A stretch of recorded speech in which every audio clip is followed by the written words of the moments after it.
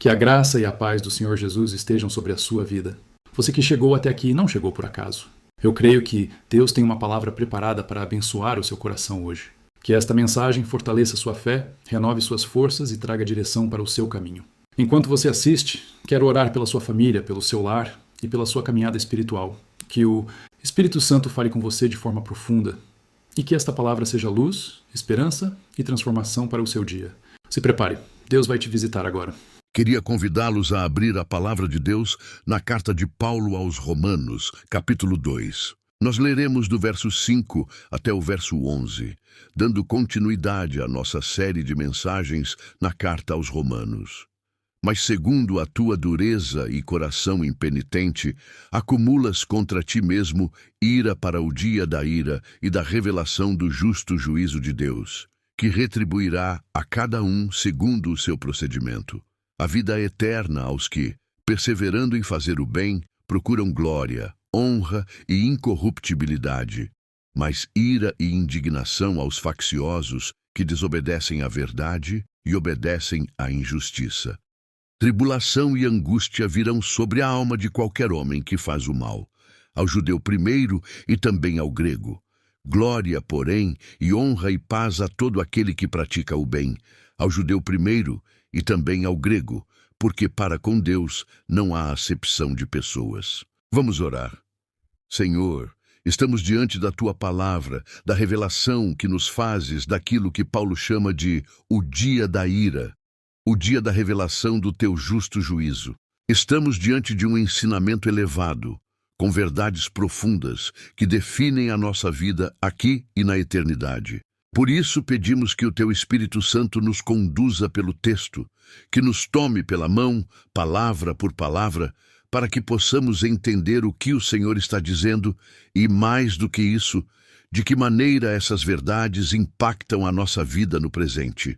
Oro pelas crianças, adolescentes e jovens que aqui se encontram, para que percebam que estas verdades dizem respeito a eles também. Que todos nós estejamos conscientes daquilo que o Senhor nos ensina, sobre essas realidades invisíveis aos olhos humanos, mas que são reais, verdadeiras e imutáveis. Guia-nos, é o que pedimos. Em nome de Jesus. Amém. Meus queridos, nessa passagem o apóstolo Paulo fala do dia do juízo, o dia que está para vir sobre a humanidade e no qual, nas palavras dele, Deus haverá de revelar a sua justiça. É um dia futuro, ensinado em toda a Bíblia. Um dia que se aproxima a cada momento que vivemos. É um dia cuja data nós não podemos colocar no calendário, mas cuja vinda é tão certa quanto a própria existência de Deus. Haverá um dia em que Deus se revelará como juiz de toda a humanidade e julgará o procedimento de cada pessoa. O que levou Paulo a tratar desse assunto é o propósito da carta aos Romanos. Ele escreveu essa carta para mostrar à Igreja de Roma a necessidade de evangelizar a Espanha. A Espanha ficava além de Roma, numa região onde o Evangelho ainda não havia chegado. Para alcançar aqueles povos, Paulo precisava do suporte de uma igreja que o enviasse, orasse por ele, o ajudasse financeiramente e enviasse cooperadores. Como ele não era conhecido da Igreja de Roma, ele escreve essa carta para se apresentar e apresentar a mensagem que pregava.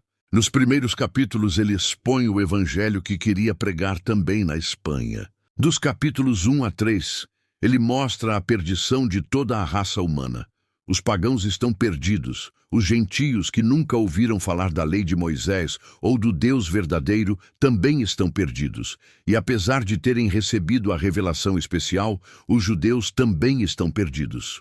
Na metade do capítulo 3 até o capítulo 5, ele fala de como Deus providenciou salvação e redenção em Cristo Jesus. Do capítulo 6 ao 8, explica como judeus e gentios salvos pela graça podem viver neste mundo. Do capítulo 9 ao 11, responde perguntas sobre o lugar da lei de Deus, o propósito de Israel e o papel dos judeus no plano de Deus. Dos capítulos 12 em diante, trata de questões práticas da vida da igreja. Convivência entre judeus e gentios, dons espirituais, serviço, amor, submissão e os planos finais de sua viagem. O trecho que lemos está nessa primeira parte da carta, onde o apóstolo Paulo está demonstrando que toda a humanidade está perdida e será julgada de acordo com as suas obras nesse grande dia do juízo. No capítulo 1, ele começou falando dos pagãos. Ele diz que a ira de Deus já está se revelando do céu contra toda a impiedade e injustiça dos homens, e que Deus se mostrou na criação de modo que os homens são indesculpáveis. A natureza reflete a existência de um Deus santo, distinto da criação, poderoso e digno de ser adorado. No entanto, os pagãos torceram a verdade, trocaram a glória de Deus por imagens e ídolos, deturparam a sexualidade, foram entregues às suas paixões e, mesmo conhecendo o juízo de Deus, não só praticam o mal, como aprovam quem o pratica. No capítulo 2, Paulo se volta aos moralistas, aquelas pessoas entre os pagãos que condenavam os pecados grosseiros do Império Romano, como certos filósofos e políticos romanos. Ele diz: você que julga faz as mesmas coisas. Em seguida, ele foca nos judeus, que mais condenavam a atitude dos pagãos, porque entendiam que, por terem a lei e a aliança, estavam em posição privilegiada. Paulo diz ao judeu: no dia do juízo, Deus não fará distinção alguma. Ele tratará você da mesma forma que trata o pagão, porque o critério que Deus usará não será a origem religiosa da pessoa, mas o seu procedimento. Esse é o tema do nosso texto, o dia do justo juízo de Deus e o critério que ele usará para julgar. A minha oração é que Deus nos ajude a perceber a gravidade e a seriedade do que está escrito aqui, porque a vida pode passar muito depressa para qualquer um de nós. Adolescentes morrem, jovens morrem, crianças morrem, adultos e idosos morrem. Eu mesmo me converti aos 22 anos. Tinha um irmão de 17 anos e nós levávamos uma vida longe de Deus. Eu era motociclista, ele era motoqueiro. Um dia, já alcançado pela graça, disse a ele em nossa casa em Recife: Ricardo, eu conheci o Evangelho da graça de Deus. Agora entendi que somos pecadores e precisamos nos reconciliar com Deus por meio de Jesus Cristo. Ele vestia uma jaqueta jeans azul, capacete verde e respondeu: eu não estou preocupado com essas coisas agora. Isso pode ser bom para você, mas no momento não me interessa. Montou na sua moto, foi para Campina Grande assistir a uma corrida, bateu de frente com um caminhão na estrada e morreu naquele mesmo dia. A morte pode chegar para qualquer um a qualquer momento. É pensando nisso que peço que você escute o que será dito. Crianças, adolescentes, jovens, adultos, idosos. Deus hoje nos dá a oportunidade de refletir sobre realidades eternas que foram colocadas diante de nós para que o temamos. Paulo faz, nesse texto, algumas afirmações profundas sobre o dia do juízo. A primeira é que esse dia é futuro, mas certo. Ele diz, no verso 5, que segundo a dureza e o coração impenitente, o pecador acumula ira para o dia da ira e da revelação do justo juízo de Deus. Esse dia ainda não chegou, mas virá. Será o dia em que a ira de Deus será derramada por completo sobre aqueles que rejeitaram a sua graça. É verdade que a ira de Deus já está sendo derramada agora. A ira de Deus é o santo desprazer de Deus contra o pecado. Deus é santo, justo, verdadeiro, e não pode contemplar o mal sem que a sua natureza se revolte. Por isso ele aflige o pecador com dificuldades, frustrações, tormentos, vazios, angústias. Tudo isso são avisos, são pré-anúncios da ira final. A miséria, a dor e o sofrimento que vemos hoje são apenas uma antecipação daquilo que Paulo chama de dia da ira. Deus, por meio disso tudo, está dizendo à humanidade: alguma coisa está errada. Vocês não conseguem resolver seus próprios problemas. Vocês se destroem, se matam, não conseguem viver em paz, por mais que acumulem bens e segurança aparente. Vocês não estão vendo que algo está profundamente errado? Hoje a ira de Deus é real, mas mitigada. Ela é aliviada pela paciência, pela graça comum, pela misericórdia de Deus. Mesmo em meio à dor, Deus ainda concede conforto, dá medicina, amigos, família, recursos. Não é tão ruim quanto poderia ser. Mas naquele dia, Deus tirará todo o consolo, todo o alívio, toda a mitigação. Ele derramará a sua ira sem mistura, sem freio, sem qualquer elemento que diminua a sua intensidade. Será de fato o dia da ira. Ao mesmo tempo, Paulo chama esse dia de dia da revelação do justo juízo de Deus. Isso porque esse tema suscita uma pergunta: será que isso é justo? Se Deus derramar tanta ira, isso é justiça? E Paulo responde: naquele dia, Deus mostrará que é totalmente justo. Hoje nós não entendemos totalmente a justiça de Deus, porque aparentemente todos sofrem, quem teme a Deus e quem não teme, quem crê e quem não crê.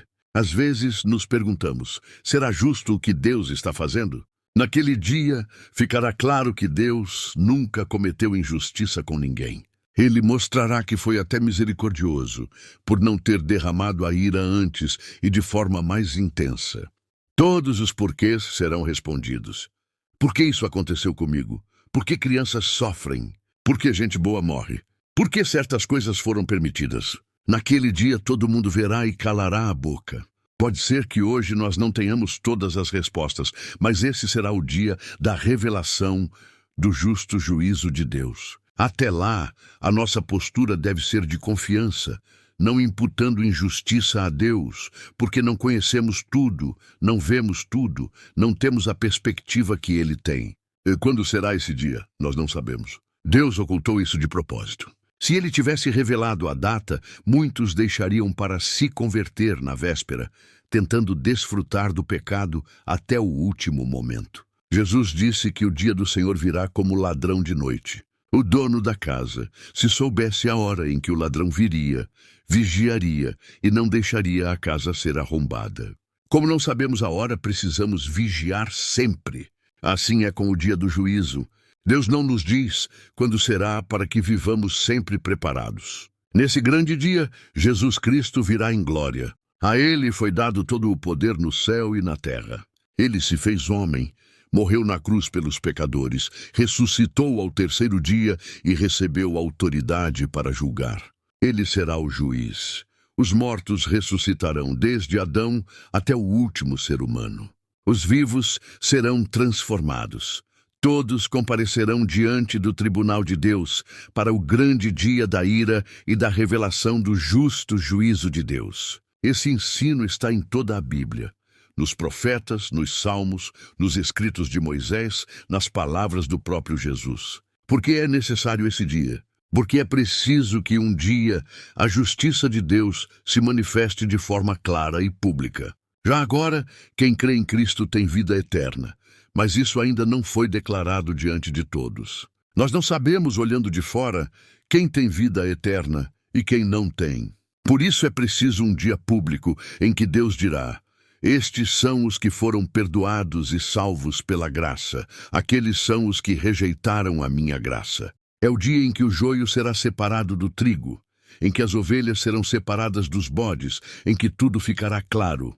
Fará sentido servir a Deus. Todos verão quem é de Deus e quem não é. Esse dia está chegando.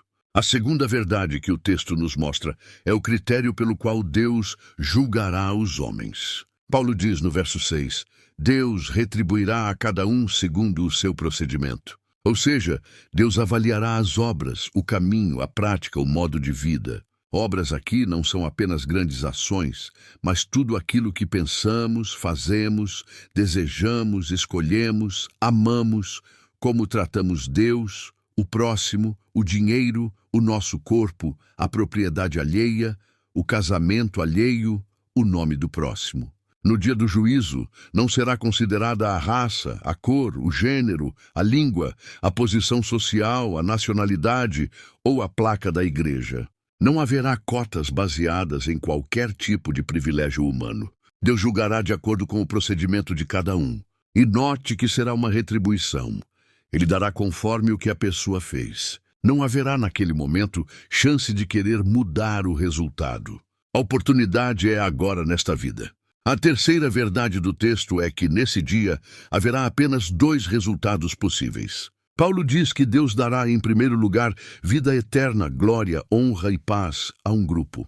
A vida eterna não é apenas viver para sempre, mas viver para sempre com Deus. Conhecer a Deus e a Jesus Cristo. Experimentar a plenitude da comunhão com Ele. É vida na sua forma mais elevada. Junto com essa vida, Deus dará glória, participação na sua própria glória, ser transformado à imagem de Cristo. Dará honra, ser publicamente reconhecido por Deus, ter o seu nome confessado por Cristo diante do Pai e dos anjos. E dará paz, o shalom completo, o novo céu e a nova terra, onde não há mais lágrimas, guerras, injustiça ou pecado. Tudo isso está incluso na expressão vida eterna. Por outro lado, Paulo diz que Deus dará ira, indignação, tribulação e angústia aos facciosos, aos egoístas, aos que desobedecem à verdade e obedecem à injustiça. Tribulação e angústia sobre a alma de qualquer homem que faz o mal. Aqui está o segundo resultado, uma angústia profunda, invisível, interminável. Aquilo que hoje já experimentamos em pequena medida, ansiedade, desespero, vazio, será naquele dia multiplicado em intensidade e permanência. Jesus descreve como choro e ranger de dentes. Não se trata de um castigo simbólico, mas de uma realidade consciente e terrível. Note, a Bíblia não fala de uma terceira opção. Não há purgatório, não há um lugar intermediário para sofrer um pouco e depois ir para o céu. Não há extinção da alma, como se o castigo fosse deixar de existir. Não há salvação universal. Apenas dois destinos. Vida eterna e ira eterna, céu e inferno, estados definitivos e irreversíveis. É por isso que esse é o assunto mais sério da nossa vida. Enquanto muitos colocam como alvo principal arrumar um casamento, uma profissão, uma casa, estabilidade financeira, tudo isso é secundário diante dessa questão. Nada disso terá valor no dia do juízo se a alma não estiver em paz com Deus. Você pode passar a vida inteira correndo atrás de coisas que, no fim, não terão qualquer peso quando estiver diante do santo e justo juiz. A quarta pergunta que o texto responde é: o que Deus levará em consideração para determinar o destino eterno de uma pessoa? Paulo responde nos versos 7 e 10 que Deus dará vida eterna àqueles que perseveram em fazer o bem e procuram glória, honra e incorruptibilidade, e dará glória, honra e paz a todo aquele que pratica o bem. Isso não significa que a salvação seja por obras, como se Deus olhasse e dissesse: você foi bonzinho, então vai para o céu. O próprio Paulo, mais à frente, ensina claramente que somos justificados pela fé e não por obras. Ele não se contradiz. O que Paulo está dizendo é que a fé verdadeira sempre produz uma nova orientação de vida. A fé que salva é a fé que muda. Quem creu em Jesus como Senhor e Salvador, quem foi alcançado pelo poder do Evangelho, passa a viver de outra forma. A direção da vida muda.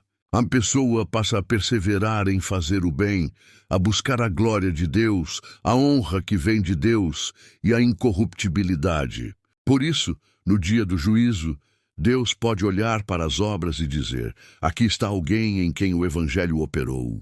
Eu lhe dou vida eterna. As obras não compram a salvação, mas mostram a realidade da fé. Da mesma forma, aqueles que recebem ira são descritos como pessoas de coração duro e impenitente, facciosos, egoístas, que desobedecem à verdade e seguem a injustiça. Eles viveram para si mesmos, concentraram a vida inteira nos seus próprios interesses, nunca deram a Deus o primeiro lugar. Não se preocuparam com as realidades eternas, não buscaram o reino de Deus. Por isso Deus lhes retribuirá exatamente conforme aquilo que desejaram e viveram. O critério é este: as obras, o procedimento, o rumo da vida.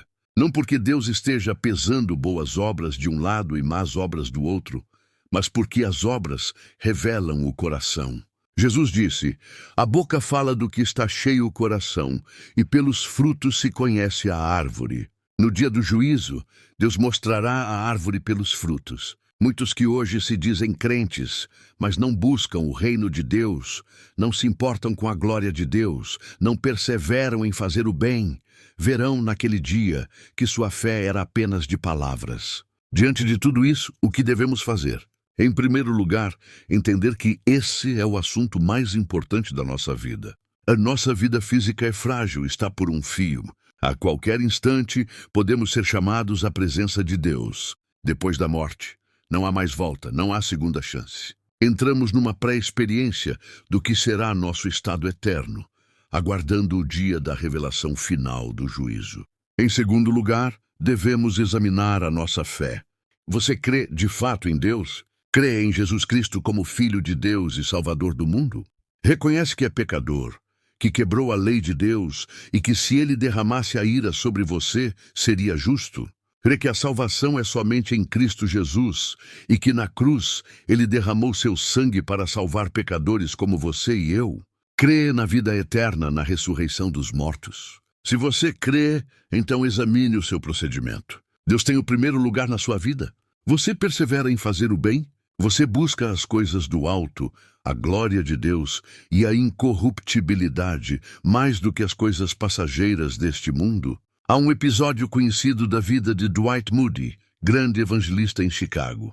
Em certa ocasião, ele pregou para uma multidão sobre salvação e juízo e encerrou a mensagem dizendo: "Voltem no próximo sábado e eu direi como vocês podem escapar do juízo de Deus." Mas naquela semana aconteceu o grande incêndio de Chicago, que destruiu metade da cidade e matou milhares. Moody nunca mais pregou daquela forma, deixando a decisão para depois. Ele entendeu que não sabia o que aconteceria no dia seguinte com seus ouvintes. Eu também não sei o que acontecerá com você amanhã, nem comigo. Por isso não posso dizer, pense nisso e quem sabe no próximo culto você decide. A própria palavra de Deus diz: eis agora o tempo aceitável, eis agora o dia da salvação. Se o seu coração, ao ouvir tudo isso, sente temor, se você percebe que algo não está em ordem entre você e Deus, não endureça o coração. Venha a Cristo hoje, arrependa-se dos seus pecados, entregue a sua vida a Ele. Confie na promessa de Jesus: aquele que vem a mim, de maneira nenhuma o lançarei fora. Se você já tem essa certeza, se sabe que pela misericórdia de Deus já recebeu o perdão dos seus pecados, então hoje é dia de gratidão e louvor. Você viu na palavra o que aguarda aqueles que rejeitam o Evangelho. Louve a Deus porque Ele teve misericórdia de você. Senhor, a Tua palavra é muito mais eficaz, penetrante e clara do que qualquer pronunciamento humano. Eu te peço que ela faça efeito no coração de cada pessoa que ouviu. Eu não tenho poder para mudar o meu coração, nem o coração dos ouvintes. Mas o Senhor enviou a Tua palavra com um propósito, e cremos que és misericordioso e bom. Há pessoas caminhando para a ira eterna. Fala ao coração delas. Convence-as do pecado, ilumina o entendimento, leva-as ao arrependimento. Que nesta noite pecadores se arrependam e sejam salvos. Oro também por aqueles que professam ser crentes, adolescentes e jovens que vêm à igreja porque os pais trazem, mas nunca tiveram uma experiência real de conversão. Abre os olhos deles para ver que, no dia do juízo, não haverá acepção de pessoas, nem por idade, nem por tradição religiosa. Tem misericórdia desta nação, em que multidões se dizem evangélicas, mas há tão pouca busca genuína do bem, da honra e da imortalidade. Que haja um legítimo avivamento em que as pessoas tenham profunda convicção de pecado e busquem a Tua glória. Damos-te graças por Jesus Cristo, nosso Senhor e Salvador, por meio de quem oramos. Amém.